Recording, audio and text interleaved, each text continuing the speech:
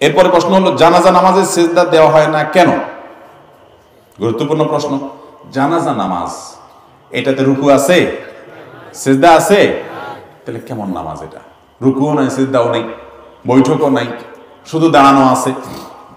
তো এই প্রশ্নের উত্তর হলো মূলত জানাজা নামাজ এটা কোনো আসল পূর্ণাঙ্গ কোনো নামাজ না। এটা মূলত এটা দোয়ার আয়োজন। এটা কিসের আয়োজন? দোয়ার আয়োজন। সেজন্য সেখানে রুকু সিজদা নেই, বৈঠক নাই, এটা গতানুগতিক নামাজ না। এখানে যে সালাত বলা হয়, নামাজ বলা হয়, নামাজ শব্দ, সালাত শব্দের অর্থ মূলত দোয়া। সালাতুল জানাজা মানে মৃত ব্যক্তির জন্য কি? এটা মূলত তার জন্য দোয়ার আয়োজন, সেজন্য দাঁড়িয়ে তার জন্য দোয়া করা হয়। রুকু সিজদা তো আল্লাহ তাআলার প্রতি কৃতজ্ঞতা নিবেদন। এখানে আল্লাহর প্রতি কৃতজ্ঞতাটা মুখ্য না, মুখ্য হলো মুর্দার জন্য কি করা? ওই দোয়ার প্রয়োজনে আল্লাহর প্রশংসা করি, আমরা সানা পাঠ করি, আল্লাহর প্রশংসা আমরা সেখানে করি, ফাতিহা পাঠ করি, দুরূদ পাঠ করি, নবীজির প্রতি দুরূদ, যাতে করে দোয়া কবুল হয়। এটা পুরোটা দোয়া। জানাজা নামাজটা মূলত কি? এটা কোনো গতানুগতিক নামাজ না, যার কারণে সেখানে রুকু সিজদা নাই। এরপরে প্রশ্ন হলো ফরজ নামাজের পর ইমাম সাহেব মুসল্লির দিকে ফিরে বসবেন নাকি কিবলার দিকেই থাকবে? এটার সুন্নাহ পদ্ধতি কি? দেখুন, বুখারীর একটা বর্ণনা সমর ইবনে জুনদুব রাদিয়াল্লাহু আনহু থেকে বর্ণিত হয়েছে। তিনি বলেছেন যে নবী করিম সাল্লাল্লাহু আলাইহি ওয়াসাল্লাম যে কোনো নামাজ যখন পড়তেন, ইদা সাল্লা সালাতান, নবী সাল্লাল্লাহু আলাইহি ওয়াসাল্লাম যখনই কোনো নামাজ পড়তেন, আকবালা আলাইনা বিওয়াজহিহি, তখন আমাদের দিকে তিনি ফিরে বসতেন প্রত্যেক নামাজের পর।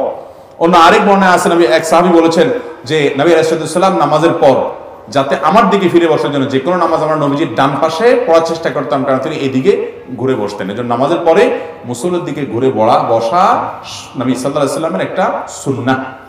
এটা আমরা অনেকেই করি না, বা এই সুন্নাহর উপরে আমল অনেক ক্ষেত্রেই নাই। আমার বয়স 28 বছর, বাবা মা ছোটবেলায় আকিকা করেনি, এখন আমি কি আমার উপার্জিত অর্থ দিয়ে আকিকা করতে পারবো? বিস্তারিত জানতে চাই। এরকম আছে অনেক ফ্যামিলিতে, বাবা মার তখন সামর্থ্য ছিল না বা তারা বুঝেন নাই, আকিকা করেন নাই। আল্লাহ তাআলা ছেলেকে এখন সামর্থ্য দিয়েছেন, মেয়েকে এখন সামর্থ্য দিয়েছেন, সন্তান বড় হয়েছে, এখন তারা নিজের আকিকা নিজে করতে চাচ্ছেন। পারবেন কিনা? উত্তর হলো পারবেন। নবী করিম সাল্লাল্লাহু আলাইহি ওয়াসাল্লাম নিজে বয়স হওয়ার পর তিনি তার নিজের আকিকা নিজে সম্পাদন করেছেন, বিভিন্ন হাদিস থেকে প্রমাণিত। যার কারণে যদি আকিকা মূলত বাবার উপরে বর্তায়, বাবা যদি না করে থাকেন, এখন বাবার সামর্থ্য নাই, ছেলেকে আল্লাহ বড় হওয়ার পর সামর্থ্য দিয়েছেন, জানতে পেরেছেন যে বাবা তার আকিকা করতে পারেন নাই, তো তিনি নিজের আকিকার ব্যবস্থা করলে সেটা জায়েজ হবে এবং হাদিস থেকে সেটি প্রমাণিত। এরপরে প্রশ্ন হলো স্ত্রী সহবাস করার পর ফরজ গোসল না করে মুরগি জবাই করা যাবে কিনা? যাবে, কোনো অসুবিধা নেই। ফরজ গোসল করা ছাড়া হাঁস, মুরগি, গরু, ছাগল এগুলো জবাই করতে কোনো অসুবিধা। ফরজ গোসল দ্রুততার সাথে করে ফেলাই ভালো। কোনো কারণে যদি মনে হয় যে এখন গোসল করব না, নামাজের আরো বাকি আছে, 1 ঘন্টা 2 ঘন্টা আরো পরে করব, তাহলে আপনি এই ফাঁকে অন্যান্য কাজ করতে পারবেন, করলে গুনাহ হবে না। তবে উত্তম হলো ওযু করে নিয়ে তারপর অন্যান্য কাজ করা। যদি ওযু না করেও করেন তাতেও মুরগি খাওয়া হালাল হবে, জবে হালাল হয়ে যাবে, কোনো অসুবিধা হবে না। আমাদের দেশে মহিলাদের ব্যাপারে ফতোয়া দেওয়া হয় যে মহিলারা গোসল ফরজ হলে ঘরের কোনো কাজ করতে পারবে না, বাচ্চারা দুধ খাওয়াতে পারবে না। বোগাস কথা, ভিত্তিহীন কথা। এটা মহিলার পুরুষের জন্য আলাদা কোনো পার্থক্য।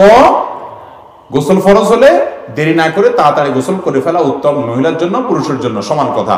যদি কোনো কারণে দেরি করতে হয় তাহলে আপনি গোসল ফরজ হয়েছে রাত 10টা, 11টা, 12টা, 1টা, ফজর নামাজ এখনো বাকি আছে, আপনি ফজরের আগ দিয়ে গোসল করতে চাচ্ছেন, চলবে, অসুবিধা নেই, ফজরের আগে তো করতেই হবে। তো আপনি এই সময়টা ঘুমাইতে চাচ্ছেন, ওযু করে ঘুমান, এটা উত্তম। যদি ওযু করা ছাড়াও গুনাহ হবে না, এটা জাস্ট উত্তম অনুত্তমের ব্যাপার। অতএব মুরগি জবাই করলে সে মুরগি খাওয়া হালাল হবে, হাঁস জবাই করতে পারেন, তাতে জবাই হয়ে যাবে, কোনো অসুবিধা নাই।